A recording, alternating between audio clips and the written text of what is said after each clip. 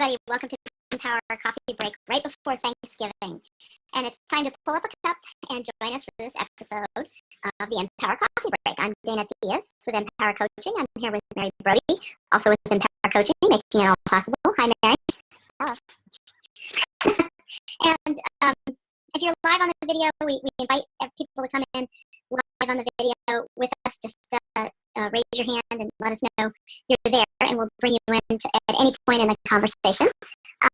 If you're listening to us on podcasts, leave a review on Apple iTunes so that other people can find us more easily. And we hope you join us for these coffee breaks every Tuesday live from 1 to 1:30 and via podcast or video on YouTube at your convenience. And we really have these conversations to talk about things that bring us satisfaction, work-life satisfaction, career satisfaction, helping to probe InPower strategies for developing our career, developing our life, and leading both in our life and in our workplace from a place of centeredness that helps us achieve what we're trying to achieve and enables everybody around us at the same time. So, as I said, it's just before Thanksgiving, and Mary and I wanted to do this conversation, just the two of us. We often have guests, and this time we wanted to talk ourselves about gratitude. And Mary put up a great video on the subject, and we were just starting this conversation about the chicken and the egg of gratitude, right? Like where does happiness come from? How do happiness and gratitude relate? And I have to say that I'm excited about this topic because for so long, I was just clueless about the power of gratitude. I just didn't get it. I just thought it was something you were supposed to do, because it was ethical, because it was your parents told you to do it all this time. And somewhere in my adult life, the little switch flipped on, and I realized when I'm grateful, I'm happier, and wonderful things happen. And I realized the power of gratitude. So, Mary, you were saying kind of the same thing. Yeah. I'm wondering if did you have a similar experience? Yeah, I would say it's more, you start to realize how you feel when you're grateful for things rather than, it does bring up a happiness because you realize that the world is, because the world can be such a terrible place, right? So what do we have going for us, so to speak, right? And I don't think we take enough time to reflect on that because it's so easy to get tied up in the negative than to look at what you do have, right? And when you do look at what you do have, I think the vibe and energy goes out there, so you get more of those good feelings and you attract more people. And like you said, you're happier, and then it just goes up. Well, it strikes me.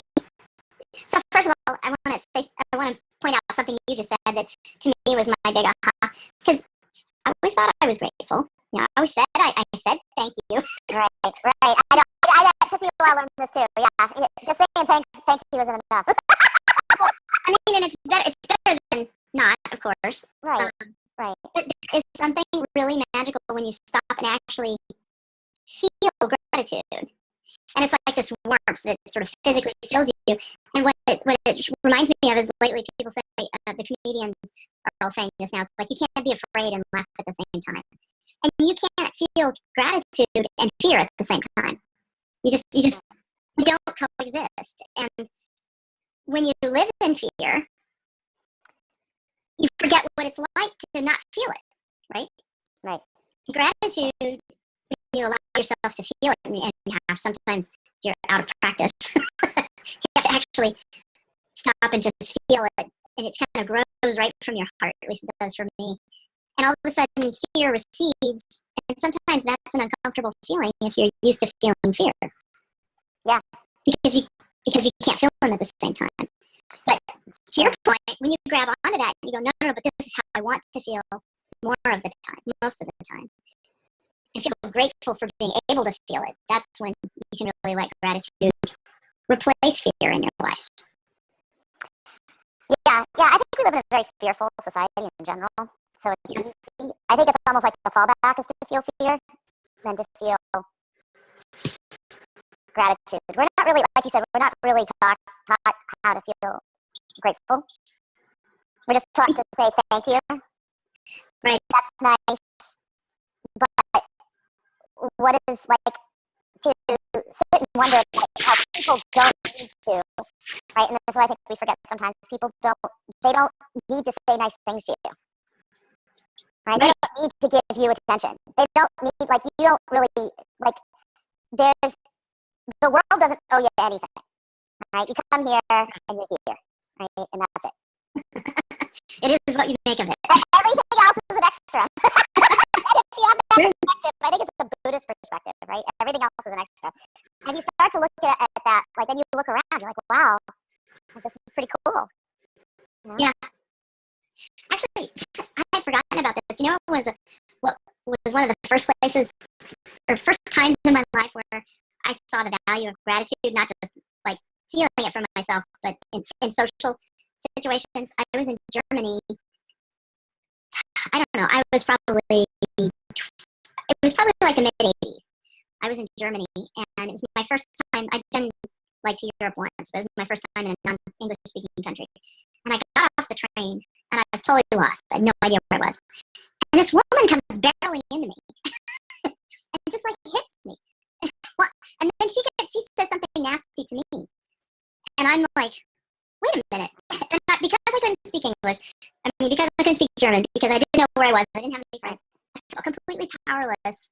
And I realized if she had just said, oh, I'm sorry, even though I wouldn't have been able to understand her words, it would have made me feel so much better. But instead, I felt horrible and lost and afraid. But then it goes to, like, you might not, like, it also goes to, like, I think the feelings versus words, because you can sometimes feel people's intentions. Yes. And you could feel the vibe. I know this is when I get all woo-woo and new agey and stuff. But going down that path, like, you can feel when someone is, like, you might not understand their words, but you can feel their energy. You could feel her, like, you're in my way, get out of my way. Rather than her realizing, oh, I'm walking into this other person, maybe I need to refocus my energy and pay attention to what I'm doing, because obviously I'm in another world. Right, exactly. And my big wake up there was, you're exactly what you're saying, the feeling side of it. I just started spiraling in the negative because I became frightened, and I hadn't been frightened. Right. She had said, excuse me, and I would have said, I'm sorry, and I could have said, thank you. Yeah, and it could have all been, it wouldn't have to be the same language. Right. You know, but I was very clear on how those feelings put me in that other place, that place of being afraid. And it was the lack of gratitude and just what we think of as simple manners, right? Right. And that goes to, like, culturally, like what you're speaking to and why it's resonating, right, is like you get the thank you and you've got these manners, and we think, oh, they're just manners, but they're really not. In some respects, it is that it's almost like a way to promote gratitude, because it's also, then you get into the whole, like, if you don't feel that way, if you start acting this way in a certain way, then you will start feeling that way, right? So, like, I even notice, like, if I'm not feeling particularly cheerful in the day, if I start getting grateful, sure, I'll feel, but I also start smiling. And suddenly your attitude starts to change. Like you said, your attitude towards the world starts to change, and then it all just spirals, and then you have a good day, right? And like you said, if you start with the fear, and then it just spirals, and you let that happen, you start living in fear, and then the world is a dark, dank place, and everyone's out to get you. And one thing I notice about people who live in a lot of fear is they don't feel agency in their world. Because what you're talking about means you can be an agent of change in your own life. You can choose to smile and choose to feel grateful and choose to have this, to put that other energy out, trying to get the positive spiral going. Right. And a lot of people who just live in fear don't believe they have that power. Right. Sometimes it's because they've, quote, tried it and it didn't work, but it's sort of like, well, you can't just try it, you gotta just do it. And the minute you stop trying and start doing, that's when it starts to begin to shift. And I think it's, the doing and the living it. Talking with people who do feel the fear, I don't think they necessarily live it. Like you said, they try it, but they don't really give it a go. And if you believe that the world is a scary place, no matter how you look at it, even if you try to be grateful, it's a scary place. Like, then even when you're grateful, it's like, why did this person do this for me? Like, that's where your next thought is, right? Instead of saying, oh, it's so nice, look what this person did for me, oh, that's so nice, right? And then your next thought is, why did they do that? You're out of gratitude, and you're back in fear of, like, someone's out to get me, the world is a terrible place, and you just validated your own bizarro belief. Well, I mean, in fairness, though, to be able to live in the world as it is, and in any kind of state of gratitude, you have to recognize that bad things do happen. Yes. And fear is real, and it's hard because you have to keep both of those realities going. Yeah, there are scary things that happen. Some people are really mean and do horrible things, and you can still feel gratitude, maybe not for the horrible thing, but you can feel gratitude for all that isn't horrible, and you can feel the fear or feel the negativity, and hold both of those, and just choose to keep putting the energy that you control into the gratitude. That's how you get that cycle to begin to shift. Because the people who don't want to be around you when you're feeling grateful because you're not in enough fear, a lot of the times they self-select out. They start to leave, or sometimes they even change if they care about you that much. And it can be hard to believe that when you're in the middle of all the fear. Right. It can be very hard to believe that, but it is true, and it requires a lot of faith and a lot of strength. But when you really do stop and feel the gratitude itself can give you that strength. You know? Yeah, and I think it comes to like positioning to how you look at stuff. I know it's starting to sound like we're going towards an area of current events that are unfortunate. And I know there was one video I saw of this rapper who was talking about the good thing about this particular election and what happened. And what he was grateful for was that it's bringing a lot of things to light and a lot of attention to stuff we need to address. And it's terrible of how things went down. But it's good that we're now seeing it for what it is. Right. Well, and that gets in, because it's also going into grateful, like when you were talking about people feeling powerless, and I hate to say this, but when you get into things about race, right? I being of the privileged group, right? It's hard for me to imagine what it's like not to. How do you feel gratitude when the decks are stacked against you and you know that? Right. Well, and so this brings me to the place I always would like to talk about. Bad things happen for a reason. Everything happens for a reason, right? I actually don't really believe that. What I believe is that bad things happen and good things happen, and whether we make them bad or good is up to us and how we choose to react to them. If something happens that we could interpret as bad, you can still say, that's bad, I wish that hadn't happened. I choose to take this out of it to make me stronger. I choose to use it as an opportunity to make me stronger. And that is true. And I think that regardless of what your challenge is, so we're women, we're not black women. As women, we encounter challenges that men, including black men, don't encounter. Like every group, even white men, that's what's now clear as a result of this election. Every group has opportunities to feel marginalized. And the only thing that's going to help any of us is to see that this awareness now gives us the opportunity to make us stronger and to be empathetic. Right. And the thing that's, to me, if the silver lining, if there is one in our current situation, is even white men now deserve a little empathy. I struggle to say that. I struggle to hear it. I know. Because the structure is to benefit. So. I agree. But that's what I mean. Both of those things are true, right? Like they're crying out in pain, right? Now, whether you think that pain is justified, they're certainly feeling some of it, you know? So are many other groups, and it's all true. Where we go wrong is trying to make one group's pain more important than the other. So we can just say, look, everybody's pain matters, and we have gratitude for this awareness that we're now aware that everybody is in pain. Maybe we could open the door for empathy. Those are really complicated when there's so much anger. I have a lot of anger. I know, as you said, there are other groups that have even more right to have anger than we do. But this whole thing about whose pain is more important is getting us nowhere. And so I keep looking for where can gratitude and empathy help us build bridges across our common experience.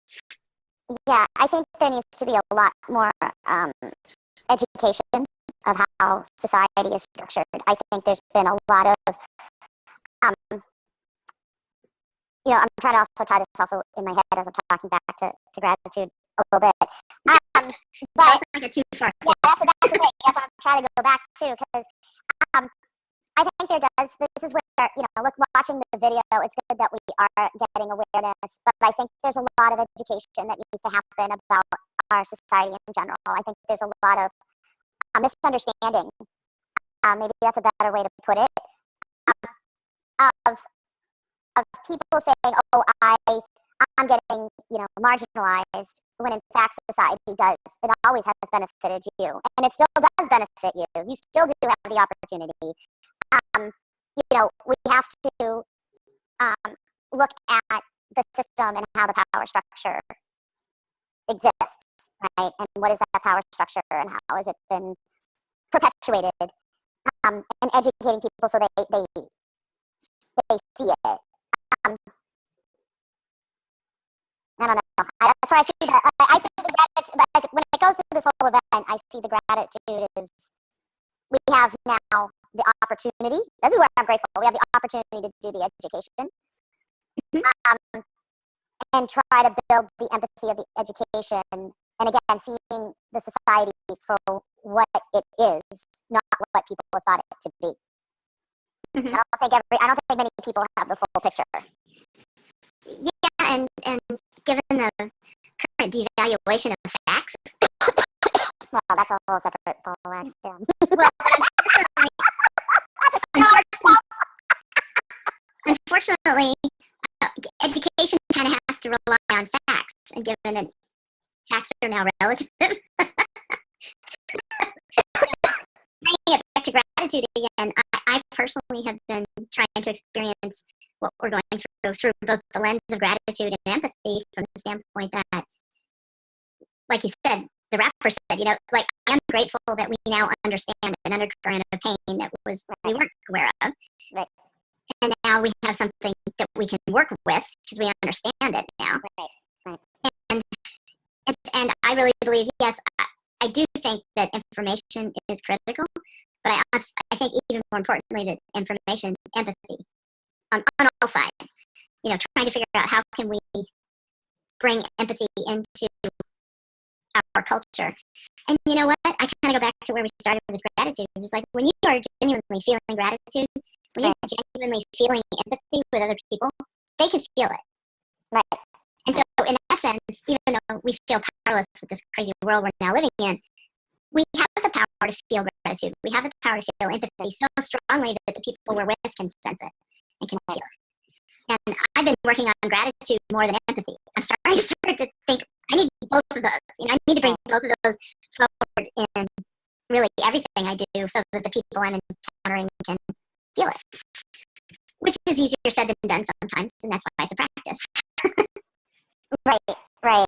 I know I have to sometimes consciously remind myself to be grateful. And I notice when I am grateful, I'm a much happier person, much more accepting and open person. And I agree with you, more empathetic person. I also think empathy can drive the gratitude and happiness. To be open to see someone's perspective and how, through some type of shared experience, they got to that perspective. sometimes though I still think there's the back to the other issue. There's still, I don't know. I really can't argue that point. But you know what is just occurring to me that I don't think I ever focused on? And that is that one thing about gratitude and empathy that's different than there are other kinds of woo-woo, let's just say. There are other kinds of feeling or practice, meditation things, where you build up a reserve. Yeah. Gratitude and empathy are not that way. You're either feeling them or they're not. Right. They're emotions in the moment. You're right. They're emotions in the moment, and so you have to keep choosing to feel them. And just because you felt them a lot doesn't mean you can't zero right back into fear. And it's almost like gratitude was never there. And what you can do is you can build up not so much a reserve of gratitude or empathy or other sort of things, but you can build up a familiarity with what it feels like, so it's not hard to get back there. True. So the more you practice it, the more you're like, okay, this is what it feels like. I can get back here, as opposed to, gosh, I just forgot what it feels like, which I've been there before. Like, I can't find gratitude because I'm just in so much fear. But as I work on it, the more I work on feeling it, the easier it is for me to just get back into it. Yeah, you're bringing up, there's that great the expression, there's two little paths, and they have the story with the Buddhist, like the Buddhist or yogi master or whatever, like, oh, I'm not able to do this today, and he goes, this will pass, and the guy goes, oh, I had a great day today, this will pass, like, like, we're always living in moments, and the emotions, like, I've also been reading a lot about, like, how emotions are indicators of where you're at, right, so if you're feeling grateful, and you feel this gratitude, and you're happy, right, that's where you're at. Right? And you're fearful, you're going to be miserable, right? So those are kind of related. And then you know where you're at, right? So, yes. It helps, I think, in some ways, maybe the happiness, the emotion, helps you figure out where you're at in your head. Yeah, I believe, a lot of what we teach at InPower is just what you're saying, which is the emotions, they're information about where you're at, but it's also, they become tools. Yeah. Because it can get you to where you want to be. Just like, and gratitude, I think, is one of the biggest ones. If you realize you're in a really bad place and you want to quickly shift out of it, if you can latch on to gratitude and other forms of love, gratitude is one of many forms of love. Right. It's a universal form of love. And there are many other forms of love. And when you can really grab onto one of those and feel it, like we were talking about, just actually feel it, even if you have to pretend in your head that something is wonderful when it's not. But the minute you start to actually feel it, you can just dramatically shift yourself to where you want to be. But not if you're not aware of where you're at, to your point. Yeah, this expression I used in consulting, and this is when I started, I think, becoming a happier person, is I realized that there's two reactions I could take to something. I could, and I used to joke with people about it, because they'd be like, oh, you laugh so much, and I'm like, well, I have two options. I can laugh or I can cry. Right? So I can either see the humor and the beauty of it, even if it's a terrible situation, right? Like, I have to take that step back. What about this is funny? Sometimes this stuff can be funny. Like someone yelling at you over, let's say, a pixel or something, like, really, we're going to yell about a pixel. Like, seriously? Like, that is actually funny. I'm going to talk about overreaction. Or you could cry over it. Like, I can't believe I'm in this situation and that someone's yelling at me about a pixel, right? Right. And you can make that decision and be happier in some respects if you choose a different course. And it comes back to what we were talking about earlier, is the moment you realize you have that choice, and that choice is truly yours, then you have tapped into an actual power you have that nobody can take away from you. That's true. It's your choice how you want to experience that moment. And to get to that level of feeling like you have that choice can be a lot of work. But actually, a lot of people do a daily gratitude exercise. And it's to work this muscle, to choose to feel grateful even for 2 minutes, 1 minute, 30 seconds. If you just keep doing that, you build that muscle. You build that muscle of choice. You build the muscle that allows you to say, I do have the choice about how I want to feel. And then that gives you the tool to do what you're talking about, is to see the pixel and realize you have that gives you that choice. Yeah, there's this guy, Dr. Amos Wilson. I was doing some race research racism research, and I came up, and a friend of mine recommended I watch one of his videos. And it was an incredibly inspiring speech, and that was one of the things he brought up is how you choose to, like, a lot of ways how you choose to see yourself, and how you choose to react to a situation, and it's all within your power, and the feeling that you have, like, it's all the power is within you. You can change the power of a situation just by changing your perspective, like that. Like, you know, like I am going to go sit at the counter. If someone yells at me, I'm not going to cower. I'm going to just sit strongly. I deserve to be here. You have just changed. You have changed the power structure. Right. Exactly. And actually, so as you know, but I'll say it again, the reason that we promote de-triggering so much is that for years and years and years, I never felt like I had a choice. And when I learned to de-trigger, that was when I felt capable of making that choice and choosing to say, no, I'm not going to get triggered by the fact somebody's going to tell me I don't belong at that counter, and I'm going to go do it, knowing there might be some negative consequences or whatever, you know. But it was when we're triggered, we don't really have that choice. You know, we're in a reactive mode. The minute you can decouple the event from your triggered response to it, now you have choice. You've created a space within which you can have the power of choice. And so there's a lot of people out there in a lot of situations where you really don't feel like you have that choice. It does not feel real. That's true. Real choice. It's the perception. Yeah, you don't. Your perception limits you. Yes, and when you can de-trigger it so that it doesn't automatically put you into a response cycle, now you can feel, oh, I do have a choice. How cool. And that's why it makes you feel so free, you know, because you really feel like you have a choice. And getting back to gratitude for just a second, because believe it or not, we're out of time. I was going to say, we're running the end. We've been all around the yard and back. But so we are coming up on Thanksgiving, and Thanksgiving does create the opportunity for us in a social setting to really focus on gratitude. So what are you going to do on Thursday to bring gratitude, you know, into focus? Tell me yours, I'll tell you mine. Oh, okay. I really thought about this. So, it's all my plan. Like, yeah, I've had a switch in plans. So, a lot of it is when I look at my life and where it's at, right? And I sometimes take an objective look. Don't sit myself in it and go right? And really just look at it objectively. I'm pretty darn grateful for a lot of things. You know, life is really not so bad. The way it's turned out is pretty good. You know, how to interact with people, you know, when you interact with a challenging family. I know I have to sometimes consciously take that step back and not be triggered and remember, you know, that I am grateful for them. Might not agree with them, but I'm grateful for them. They helped get me where I am, so, you know. I hope that answered what you were looking for. Yeah, it did. And you know, it's interesting to me that Thanksgiving was never my favorite holiday growing up. And then I had kids of my own. And Thanksgiving has now become the most important holiday for me. And I think it's because I'm more grateful for my children than anything else. But more than just that, though, what I realize even when my kids aren't sitting around the table, this year, my son in Honduras will join us via Skype. We put him at the table on an iPad.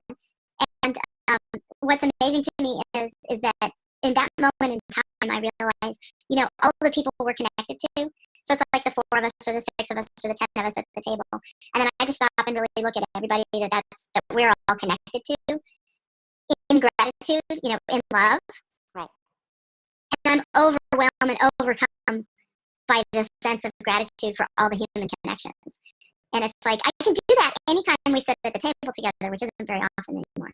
But for some reason on Thanksgiving, it means more just because I think it's a ritual now, you know? Well, you're bringing up something interesting about with gratitude and love, because it is a form of love, right?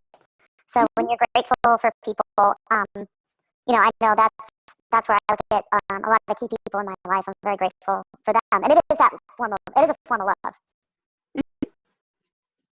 It is. And it just all comes back to the same thing. When you stop and actually let yourself feel it, it's magic. Yeah, it's true.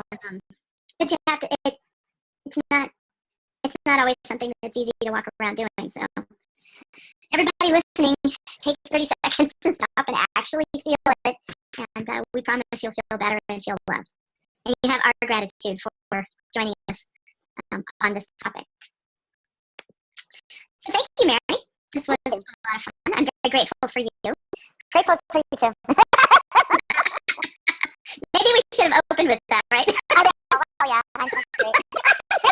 We're all perfect in a moment. In the current moment, we're all good. That's right. That's right. No, I felt a lot of gratitude during this whole conversation for you and everybody listening, and allowing us the opportunity to put this out into the world. So thank you, everybody, for joining us for this episode of the InPower Coffee Break. Please visit us at coffeebreak.InPowerCoaching.com. You can see upcoming topics and guests listed there, as well as access past recordings and a link to the iTunes podcast. So take care, everybody, and have an empowered day.